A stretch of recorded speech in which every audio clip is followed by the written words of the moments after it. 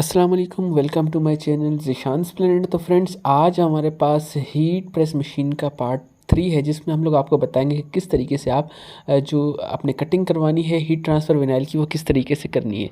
तो सबसे पहले आपने अपना सॉफ्टवेयर खोल लेना है जिस पे भी आप काम करते हैं। हम लोग कोरल पे काम करते हैं, हमने कोरल खोल लिया है और जो हमने उस पर कट करवाना है, हम पेस्ट करना चाहते हैं, वो हम लोग लोगो सामने ले आए हैं। उसके बाद उसकी अलाइनमेंट करने के बाद इसको हम लोग कटिंग प्लॉटर की तरफ इसको सेंड कर देना है।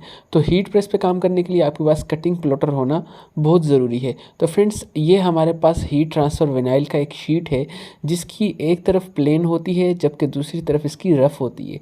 जो प्लेन वाली साइड होती है उसके ऊपर एक टेप लगाया गया होता है। तो आपने इसमें इस चीज़ का बहुत ख्याल रखना है कि आपने जो कटिंग करनी है वो कटिंग आपने इसकी जो बैक साइड होगी उस पर करनी है, जो रफ़ साइड होती है। आपने कभी भी जो टेप वाली साइड है, टेप वाली साइड पे नहीं करनी। स्टार्टिंग में काफ़ी लोग गलती करते हैं और टेप वाली साइड पे कटिंग करते हैं जिनसे उनका ब्लेड ख़राब हो जाता है और काफ़ी नुकसान होता है। तो आपने करना क्या है, इसकी बैक साइड पे आपने करनी है जहाँ पर टेप नहीं है, जो रफ़ साइड है। दोबारा से बता दे रहा हूँ, जो रफ़ साइड है उस पे आपने कटिंग करनी है। सेम उसी तरीके से आपने पेपर लगाना है जिस तरीके से आप कटिंग प्लॉटर पर दूसरी चमक पट्टी या विनाइल लगाते हैं।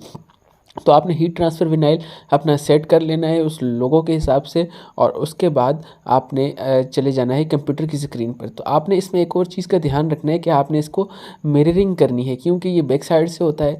तो आपने बैक साइड इसको कटिंग करनी होती है, तो आपने मिररिंग करनी है। हम इस अगर लोगों का मिरर भी करते हैं तो इसको कोई ख़ास फ़र्क नहीं आएगा, लेकिन जब आप कटिंग करते हैं किसी वर्ड्स वगैरह की या पूरी लाइन्स वगैरह सेंटेंसेस की, तो उसकी जब मिररिंग करते हैं तो उसकी कटिंग में फ़र्क आता है। तो आपने जो भी कटिंग करनी है उसको मिररिंग कर लेनी है, यानी मिरर करेंगे तो उसके बाद आपने उसको सेंड कर देना है। और सेम उसी तरीके जिस तरीके से आप दूसरी कटिंग्स करते हैं हीट ट्रांसफ़र विनाइल की भी कटिंग उसी तरीके से होती है। सिर्फ आपने थोड़ा सा ध्यान रखना है और फोर्स इसकी थोड़ी सी बढ़ा देनी है क्योंकि ये थोड़ा सा मोटा होता है। उसके बाद आपने इसकी रफ़ साइड निकाल देनी है, जो भी इसका बैकग्राउंड होगा वो आपने रिमूव कर देना है। और फिर उसके बाद आपके पास जो सिर्फ बचता है वो आपका जो भी आपने टैटू बनाया होता है, ये जो भी कटिंग करवाई होती है जिस भी लोगों की, वो लोगो आपके पास आ जाता है और बाकी सारे इसका जो रिमूव एरिया होता है वो ख़त्म हो जाता है।